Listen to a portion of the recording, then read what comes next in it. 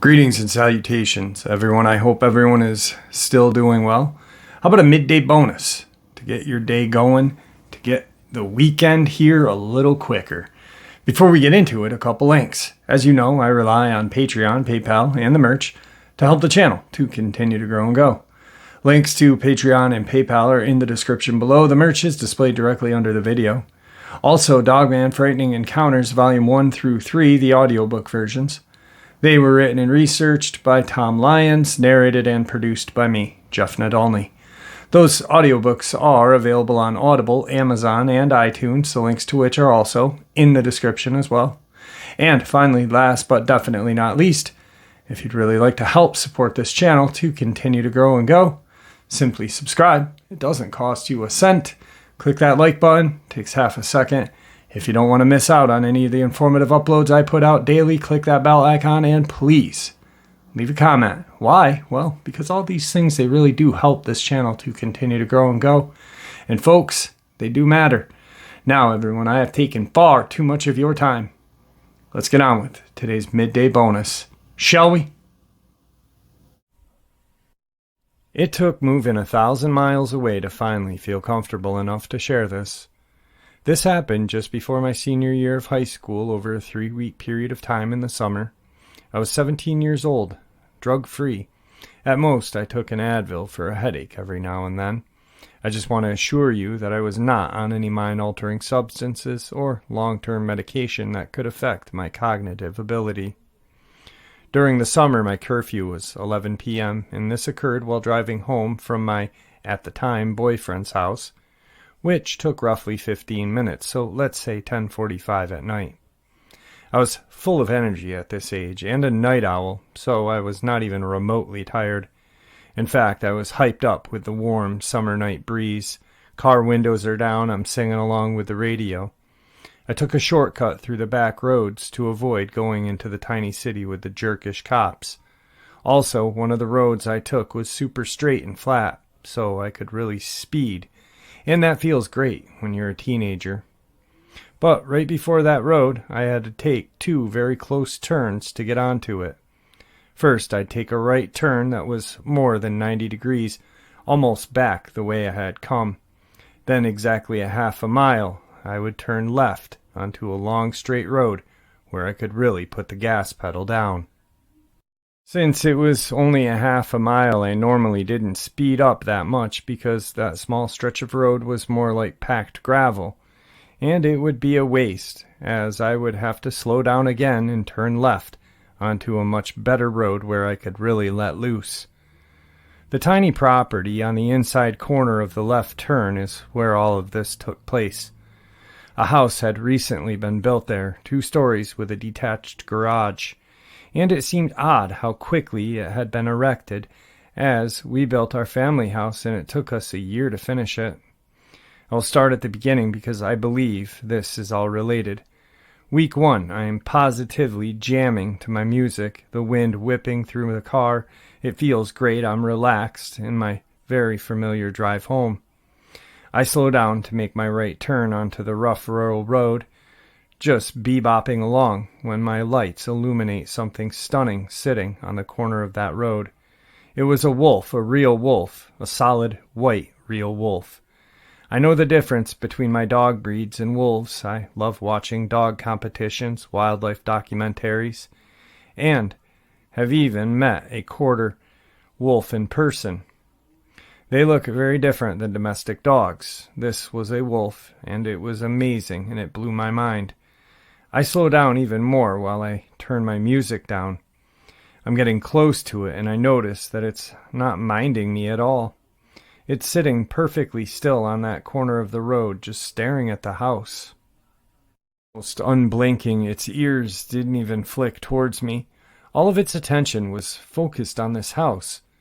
I was so close I could have reached out my window and brushed the fur on the back of its head and neck.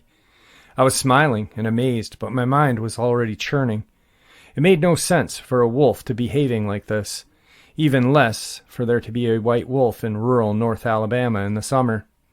I came to a complete stop, marveling at its fur and presence. I felt euphoric, like I had seen something rare and blessed. My mind made a jump to the local Native American stories of animal spirit guardians, and I started to wonder. I can't say, though, Mom would never believe me if I told her I was late because of a spirit wolf. With a sigh, I said goodbye to the wolf and drove home in a better mood than ever.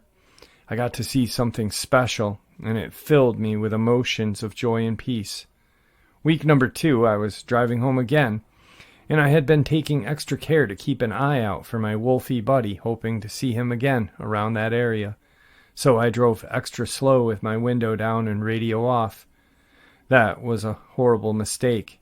I should have realized what the presence of a guardian meant. It meant danger. Alas, I was on that short road approaching the new little house. Then I saw the thing that, to this day, makes me question my sanity, my reality, and possibly of eldritch terrors, as Lovecraft described.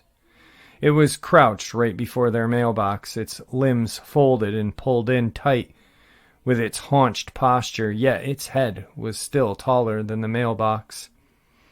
It was molded green and black with undertones of blue, and it looked wet and slimy. Its head was elongated, allowing for an extended maw full of teeth.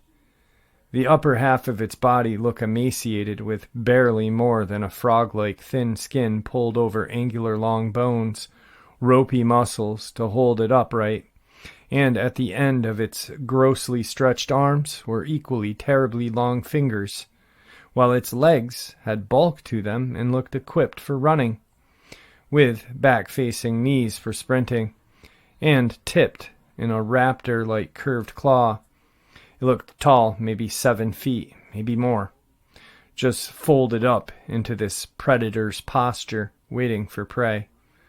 Then there were its eyes, solid black and sunken. I still want to vomit thinking about its eyes looking at me. Then I realized it's going to look at me. It's going to see me, and there is no avoiding it. Panicked terror unique to this alien thing swallowed me instantly, feeling like I was tilting off of the world I'd always known and into the abyss where monsters like this existed. I couldn't breathe, but I had to get my window up. I had to get my window up, or I would be ripped by those teeth and torn with those claws. Blood would adorn the cabin of my car, and I would become an unsolved mystery. I had manual crank windows. Oh my God.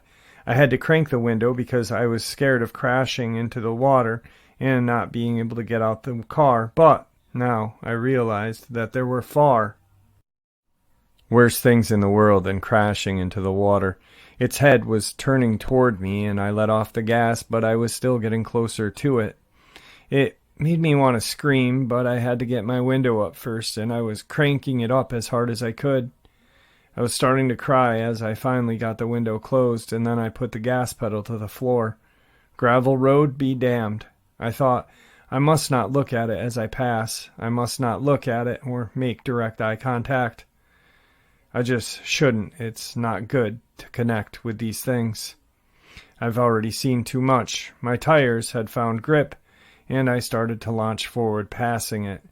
In my peripheral vision, I could see it starting to unfold its limbs, which sent a terrible chill down my spine. I'm screwed. I'm really screwed. I'm mumbling through my tears as I slid around that turn, fishtailing for a moment before I rocketed down that road. I felt sick. My heart was hammering. I had snot and tears running down my face, and my hands were trembling. I glanced in the rearview mirror and could only see darkness, as there were no street lamps out here. I used a trick. I tapped my brake soft enough for the light to come on, but I don't actually slow down. Red lit up the dust that was billowing up from my wake. But amidst the swirling chaos, I thought I saw a darker shadow than the rest. A tall, thin shadow. I had enough and decided I was going to drive straight to the lighted road and not let off the gas again the rest of the way. No more looking back. I was going to drive 109 miles an hour, which as fast as I could go, before my governor kicked in. I even ran the stop sign at the end of the road because I was not going to get caught by this thing if I could help it. I took a right onto the highway and flew home. I might have been relieved to get pulled over, but I didn't. When I got home, my parents were not awake. I was pretty much trusted to come home on time. I called my boyfriend and cried to him for a while before I was able to explain. He was dismissive and thought I was pulling a joke on him. Then he thought I was just being crazy and seeing things. There are many reasons we didn't stay together, but his insensitivity contributed. Week number 3, I refused to take my shortcut anymore. For that reason, I'd have to leave my boyfriend's house a bit earlier. He had been making fun of me about it all week. One of the days we went to the park to walk around, and on the way back he decided he wanted to drive by the house where I saw that thing. I was hysterical, begging him not to drive there, but he wouldn't be dissuaded. So, as we got closer, I couldn't stop him. I leaned my passenger seat down all the way back, as far as it could go, cowering in panic. I hid below the window and covered my eyes, while panting heavily, reliving the traumatic night in my mind again. At one point he had stopped the car. "Spooky, you have to see this," he said. "No." I whined, resisting him pulling my arm. "No, you really have to see this. Look," he said in a changed tone of astonishment. Tears in my eyes, I uncurled and slowly peeked over the window. The house was gone, burned clear to the foundation, with only a handful of framing beams still standing. The ground around the house was blackened in a perfect large circle. My boyfriend started to get out of the car. I shouted, "No, let's just get out of here," while I grabbed his arm, but he easily avoided me and got out. He walked around the ashy piles of ruins for a while, using a stick to poke at this and that. When he finally came back, he had an intense look of thinking on his face. There was no evidence of any personal belongings, furniture, power wiring, or even interior walls. It doesn't seem like another burnt-out house. Something's weird. When we got to his house, he searched for news articles about any house fires in the area. There weren't any. He called the closest fire station and was quickly brushed off by the person that answered, as they didn't know about a fire there, and didn't have time to find out before quickly hanging up on him. I never wanted to see that place again. I went out of my way to avoid the roads in that area. Talking about it still makes my chest tighten and skin crawl and my eyes water. My brain still has trouble because I know what I saw. A thing that is nothing like any creature known to humans. Yet, I still saw it. This is near Moulton, Alabama, and it happened in the summer of 2002. This occurred while I was living in Jasper, Alabama. You can call me A. Anyway, on a summer night about 4 years ago, I had walked out onto my front porch during a thunderstorm. As I stood there, I observed this bright light burst in the yard across the street that occurred right after a lightning flash. Everything went dark in the neighborhood, apparently a result of the lightning. I observed where the light flash had occurred. I noticed a pair of bright red eyes. There seemed to be a dark form with the red eyes, but since it was night, it was hard to make out. The house and yard across the street was owned by a relative. About a minute later, there was another lightning flash, when a subsequent burst of light appeared in another area of the yard across the street. Once again, there was another pair of bright red eyes. By this time, the previous red eyes had gotten closer to me and were on the street. Not long after a second pair of eyes appeared, there was another lightning burst, a third. Then there was a third pair of bright eyes. The previous two red eyes were closer. The first was almost on my front lawn. I could make out a form of this creature. It looked like a large, dark hellhound with red eyes. Then a sudden, huge creature appears out of thin air, not far from the first pair of red eyes. It was gorilla-sized, with long white hair, and it was on 4 legs. Its head looked like that of a wolf. By this time, I'm bolting into my house and locking all the doors and grabbing my pistol. I scared the life out of my wife and child, but I was unable to tell them what I had seen because I was in shock. After a couple of minutes, I peeked back out the front door, and these creatures were gone. The next day, I told my brother about the previous night. My brother lives in that same neighborhood. About a year later, my wife and I separated for a few months. When I moved back into the house, my wife mentioned to me on a previous night she had heard 2 dogs barking frantically outside. As she looked out the window, she observed a huge white dog-like creature being chased by 2 dogs. She was shocked by this sight, thinking that she must have imagined it. A few nights after that, my brother, who still lives in the same neighborhood in Jasper, saw that same large white beast. He had also seen something that had a pair of bright red eyes, but was unable to get a description. The only thing I can think of is Native American spirit animals, like the first encounter had mentioned.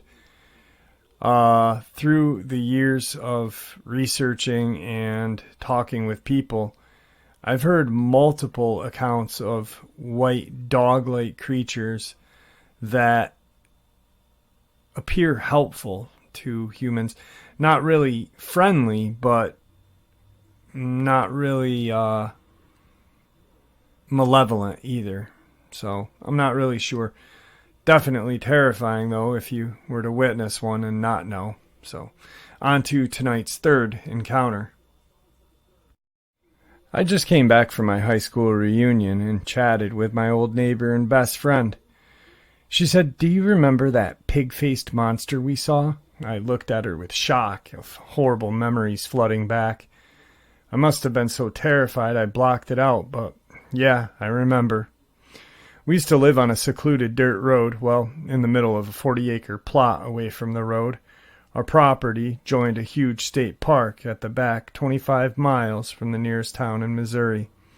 We were about 13, so it was around 2003. We were babysitting our younger siblings, so it was us and 4 younger ones. Our parents were out for the night. Obviously, we were no strangers to the woods. We knew the whole property well and would even walk the 2 miles between our houses. Free-range kids. So it's way past dark, and we have a pole light out there by the house. It's summer, so it feels great outside. We're all playing tag and hide-and-seek, just running around. I ran around the corner of my house, and I saw something white like a flash run behind a propane tank, then the well house. Our backyard was clear beside the small well house and propane tank. The woods are maybe 150 yards away, so there are not a lot of places for animals to hide.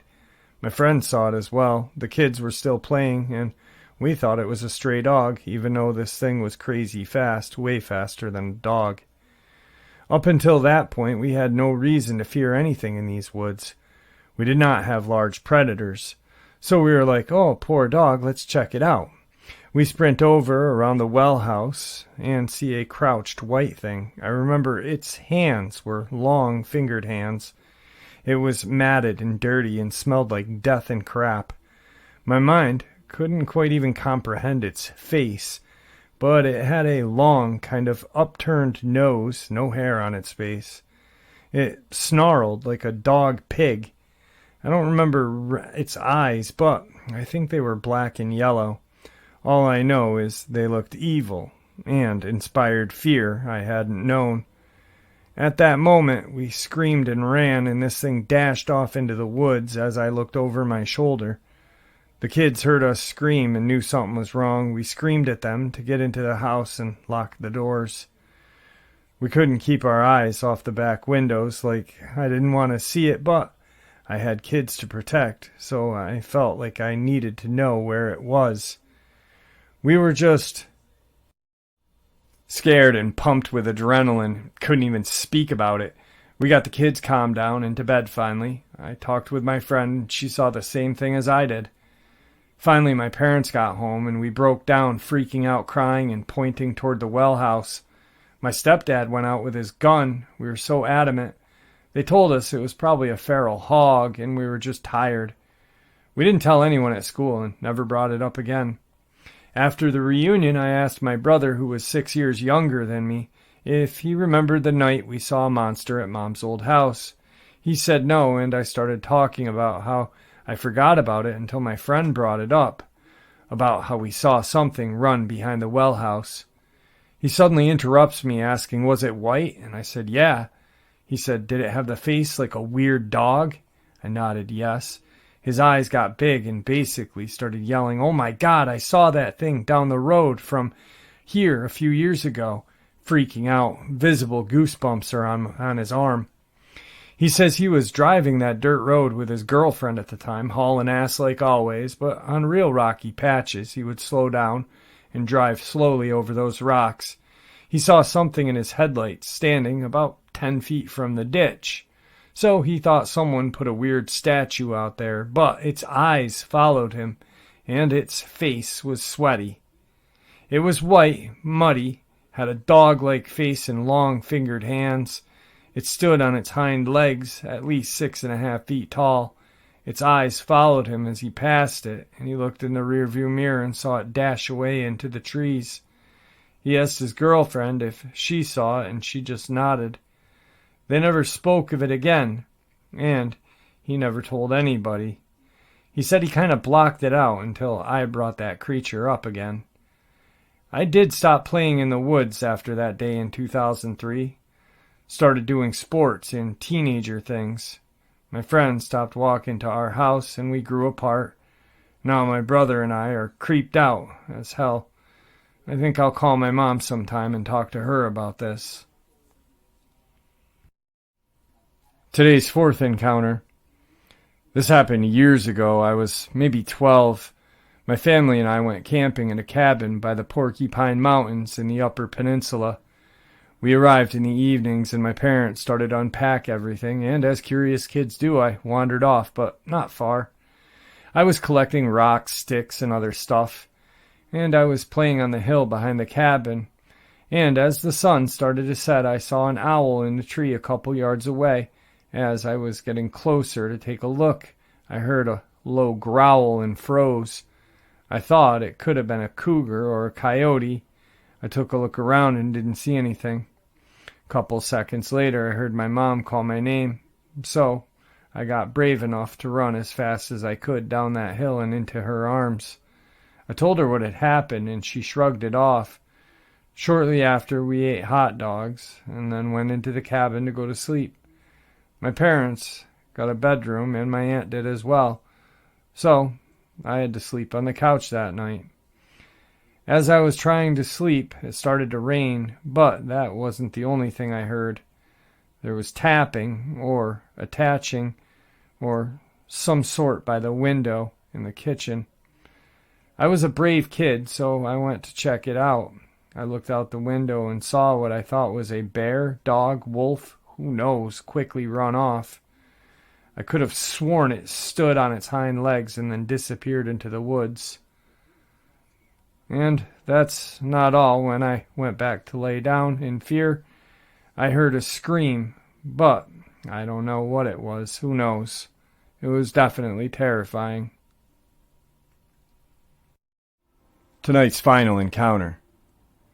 My name's John, and I'm a retired federal employee who now lives in northern Nevada. This experience happened while I was living with my grandfather in a rural area of Aleppo Township in Greene County, Pennsylvania. I'm a retired Korean War vet, and I truly believe that my grandfather's actions were to protect his family. When I was a boy, my mother and I lived with my grandfather, who had a farmhouse in a rural location in southwestern PA. My grandfather was a handyman who also worked a small blacksmith shop in his barn. My grandmother had died before I was born, and my dad had also passed away serving overseas in the Army. Beginning in the summer of 1946, we noticed strange howling sounds coming from the woods that surrounded the property. The activity came at night, It was very frightening when the howling came close. The sounds didn't seem to bother my granddad, though. My mom and I were shaken up. The sounds continued off and on for about a year, but we never noticed any animals. My granddad and I would hunt for deer and squirrel in the woods during the colder months, but we never saw any signs of anything unusual. One late afternoon in the spring of '47, I was helping my granddad in his shop when I noticed something moving around the edge of the woods, near an area where my granddad had a few junk cars and other crap. It was about 200 feet from our location, but I clearly noticed someone or something moving around. I told my granddad to look. He walked to the door and lit his pipe and said nothing. After a minute or two, he turned around and went back to work. About that time, this thing moved into the woods and disappeared. I couldn't judge how big it was, but it sort of reminded me of a magazine picture I had seen of a large creature that was said to inhabit the Asian jungles. Later that evening, I told my mom what I had seen. She was shocked because she knew I would not lie to her, and that the howling sounds had been closer lately. I also told her Granddad's response when I pointed this creature out to him. She immediately stood up and walked into the sitting room in order to ask my Granddad what it was.